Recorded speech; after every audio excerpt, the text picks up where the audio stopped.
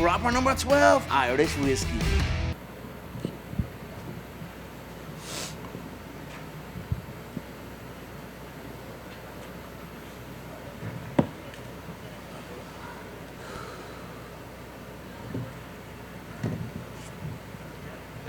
Well, Dom, right here. Congratulations on a victory. What are your initial thoughts after a performance like that against Pedro Munoz? It just feels good to be back on a win streak, I guess. I had a couple fights that didn't go as well. My body just wasn't feeling in rhythm, and it feels good to be back in rhythm. That first round, you got dropped twice. Was that just you were out of place, or was it this Pedro Munoz? Did Pedro Munoz do something that kind of threw you off in that first round? From what I'm hearing from my corner, I hit my head on the ground after or something. I don't know. I haven't seen the fight, so if I'm being honest, I thought I just took him down. So last I know is he's on his back and I'm on top. So I guess the rest of it, I conveniently don't remember. Then that second and third round, you kind of picked it back up. You're kind of hitting with a lot of jabs. He was connecting with pretty much air in there. So after that first round, did rounds 2 and 3 go pretty much how you had plans for that whole fight to go? Yeah, I wanted the whole fight to be like rounds 2 and 3, obviously. I generally have it that way, but I think he also knew that his power and everything that he has is the most dangerous in the first round. So I think his team played a good game plan, is what I'm guessing. He came hard in the first, and he had good timing and good speed in the first, so I had to adjust a little to it. But once I got that timing and that speed, I adjusted well. And I know you said you don't remember or you haven't seen it, but was there a moment where you had to kind of shake off the cobwebs after and kind of get your bearings back after being dropped twice? Like I said, man, I just had him on his back. And then I know you like to fight up, you want to fight in the rings, but Marlon Vera's already tweeted he wants to fight you. Pierre Yan says he wants to see you fight Jose Aldo. Are there any specific names above you? I know you don't really like fighting down, but are there any names above you that you would like to match up with next? Yeah, I mean, I'm not going to say no to an Aldo fight just because, that moves me closer to the title. Aldo's a legend in the sport. I have nothing but respect for all these guys.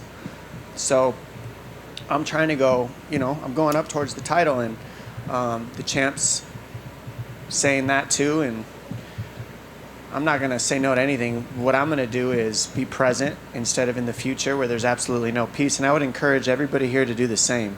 You have no control over the future, you have no control over the past, so I'm just going to stay right here on my win. One of the things that I remember from being a champion is after you win the belt and you come up with your title, media and everybody's telling you everybody that's going to beat you next or everybody that's next, and it's like we never, as athletes, get to enjoy the present moment, and media doesn't allow it because everybody wants to move to the future. So I'm going to stop you right there and say I'm enjoying tonight. I'm going to have some shots of tequila with my people and my family who suffered with me, and I won this for them. And fuck the future right now. Did you happen to see Sean O'Malley's performance? I saw a piece of it. I was trying to shower up.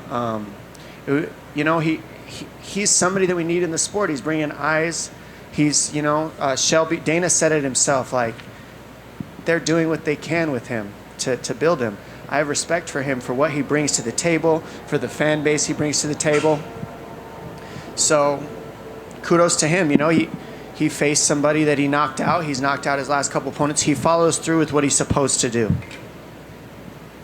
Dominick right here.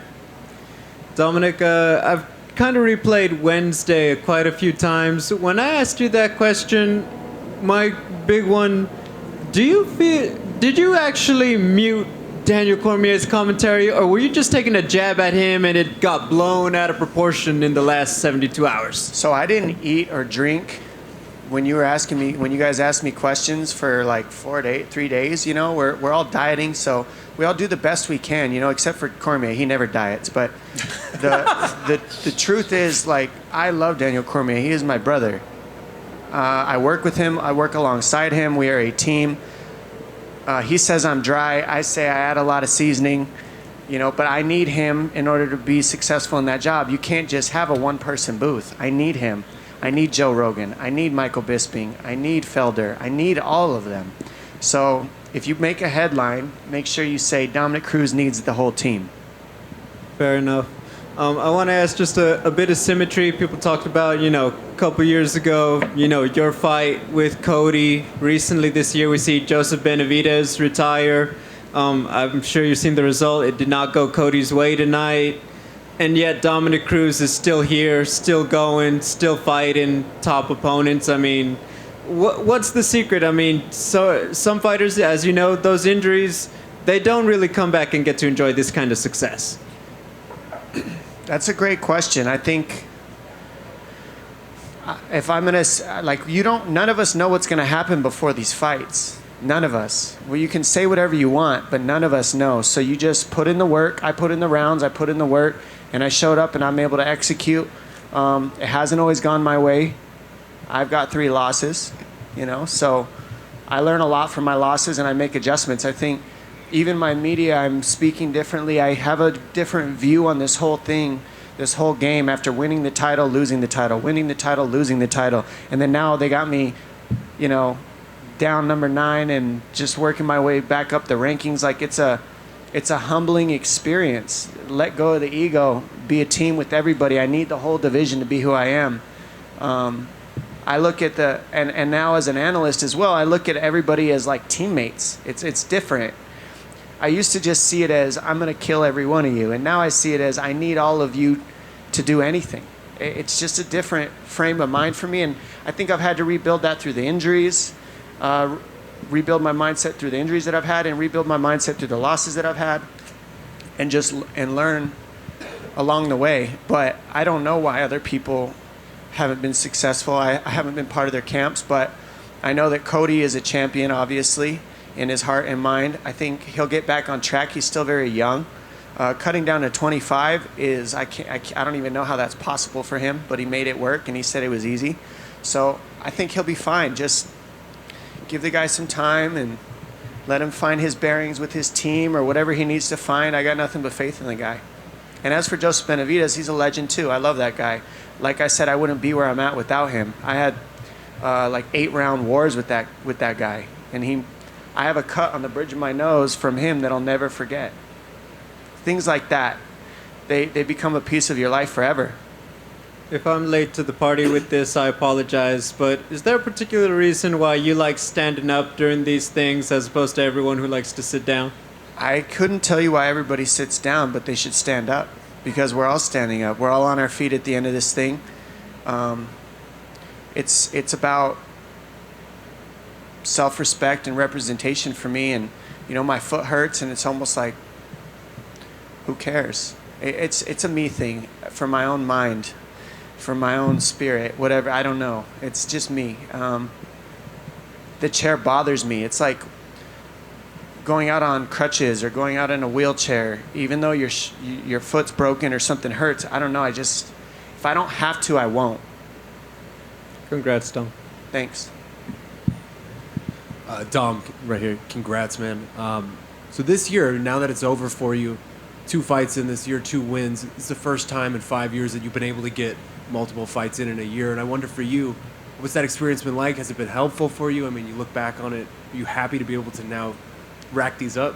I'm super happy to fight twice in a year. Are you kidding me? I think the reason why I'm ranked where I'm ranked is because I haven't been as active. Pedro Munoz is ranked above me because he's been more active than me. And, watching Dustin Poirier fight his 3rd title fight in a calendar year the guy's a monster. That's epic.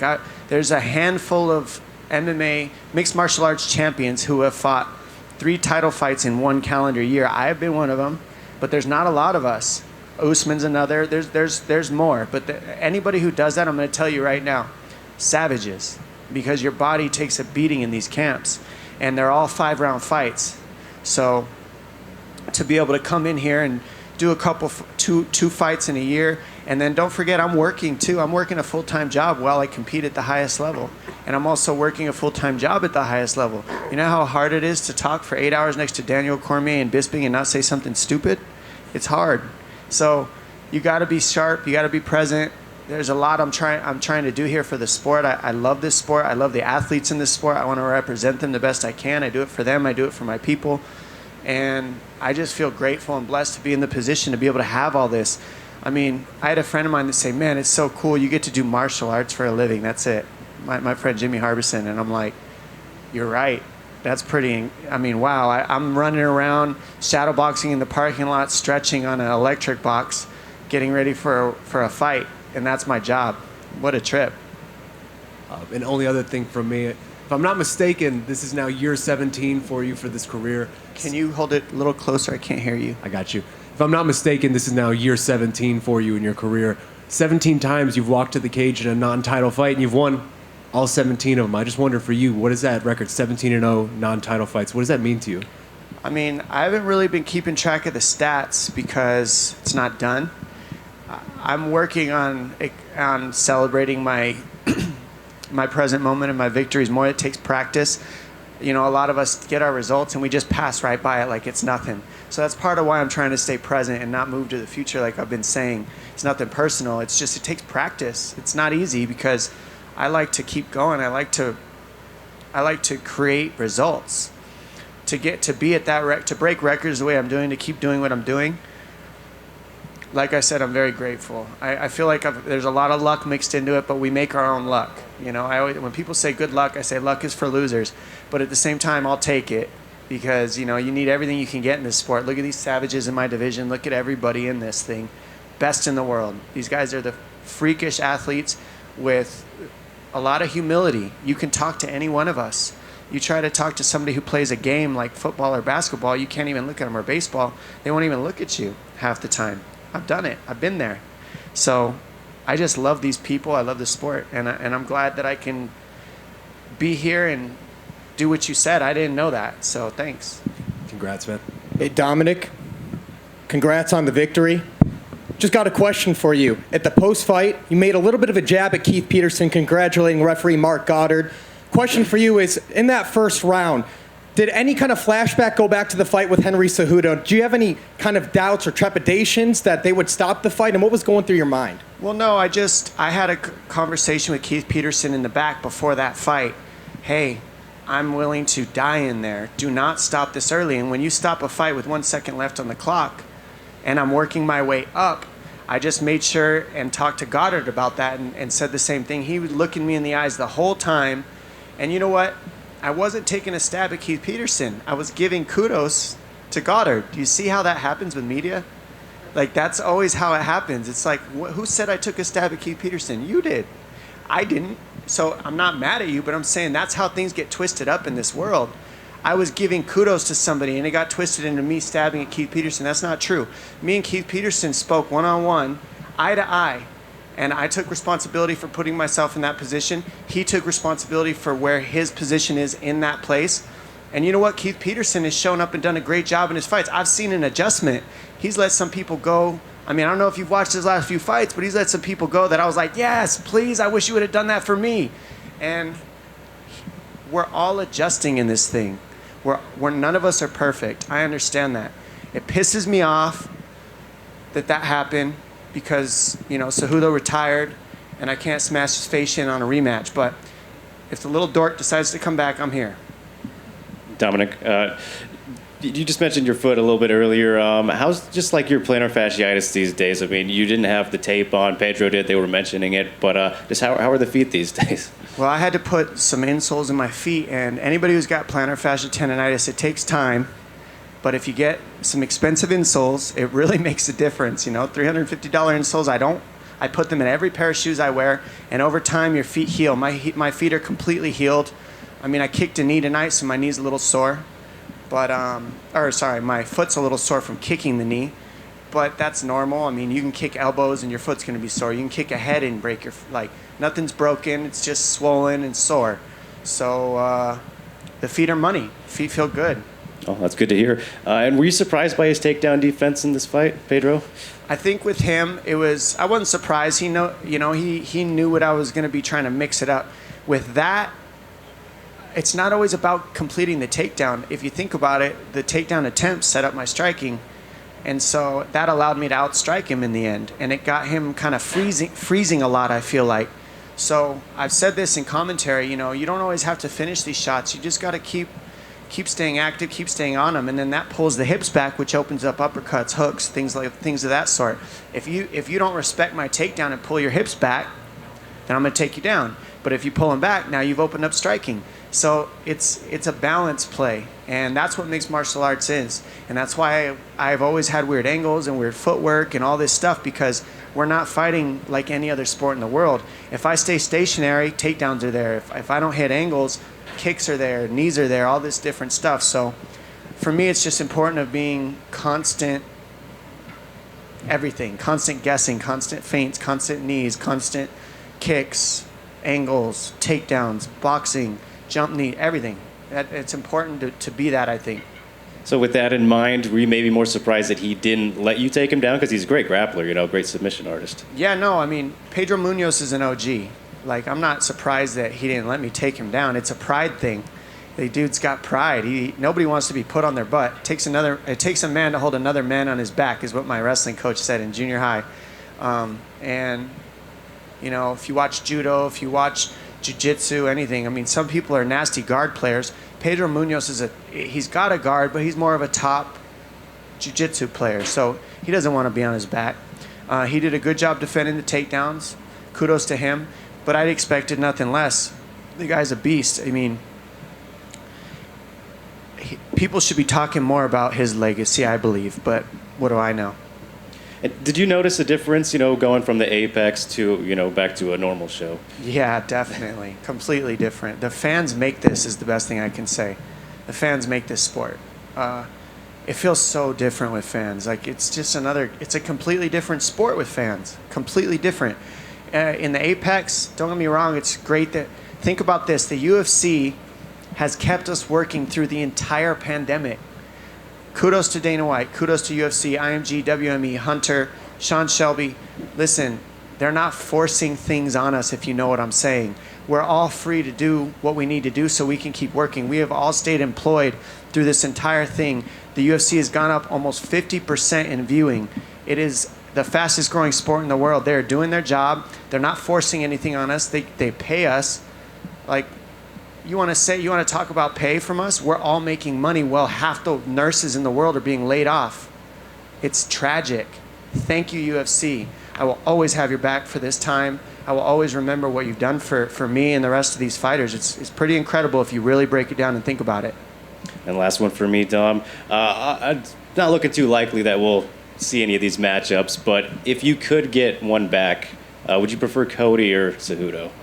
Oh, I'd definitely prefer to fight Cejudo again. I just that didn't do well with me with the way that I mean, like I said, 1 second on the clock. I needed more time to just get going. I didn't have, I don't want to make excuses. It was in a pandemic. Yeah, no training partner. I took that on short notice. He had a full camp for Aldo. I vied for that. I pushed for that fight. Aldo got shut out of the country because of the pandemic. He was supposed to have that fight, so they were training for 12 weeks, 10 weeks before that fight. I got like 5 weeks. I sparred, I think, 10 times before that fight after shoulder reconstructive surgery. Not an excuse, but I know I can show up better. How I showed up tonight, this version of me is with all the sparring rounds that I need, me training the way I know I can and the way I know I need to, and that's a different fight with him. Don't get me wrong. The guy's an Olympian. He knows how to fight. Still a little dork, though. Congrats, Dom. Dominick, you were adamant after the fight to make a point about that we need to stick together and not let them divide us. Can you illuminate on more of your thought on what you meant by that? In this time, whatever's going on with who's leading this country, there's a group of 12, 15 people making all these decisions for the entire world right now in the United States, especially, and stay at home for Thanksgiving, don't bring your family, everybody's divided in their opinions. So what I'm trying to say is if you take a bucket of water and you dip it in the ocean and you separate it and you put it on land, that bucket of water is going to disintegrate. It's going to get mosquitoes. It's going to get stagnant. It's going to evaporate into the world. But the second that starts happening, no matter how dirty the water is, no matter how nasty it is, if you pour it back into the ocean, everything goes back to normal. It survives. It's so important that we come together and not separate. Separation is not going to heal us. Coming together, working together, And let's say you have different opinions. Be neutral about it. Nobody needs to be right or wrong is what I'm trying to say. It doesn't need to be judgment. It doesn't need to be right and wrong. It could be, let's be in possibility together instead of you're right and I'm right, or I'm right, Like, be in possibility that we both can be right. And now, you could sit on that end of the table, I'll sit on this end of the table, but we're in the house together. Let's all come together. It's so important because that's what we are as humans. We are all one. We're all connected. I can't stress that enough. And to me, that's what will save us all during this pandemic. And about coming together, when you were walking in, you were talking to one of the coaches of Alpha Male, and which the rivalries, a big one in MMA. What is your relationship with Team Alpha Male nowadays? Honestly, like I said, I've really changed my speed on things a lot with where I'm at through the injuries, winning the belt, losing the belt, winning the belt, losing the belt. It's like I couldn't be where I'm at without them, challenging me the way they did. I couldn't compete at the level I do without the wars I had with Alpha Male. I faced half their team. I mean, they paid for half my houses. You know what I mean? I'm so grateful for them. So I love those guys. I do. And Emmett, he's a beast. That dude just came after ACL surgery and got a win. I can tell you what he did is monumentally tough. And he beat a guy who's an active fighter, who's young, hungry. Ige's no joke. So respect to Ige, respect to Team Alpha Male for what they're doing. They're still in the game, still going. Look at Emmett. And yeah, nothing but love. Thank you. Yeah. Thanks, guys.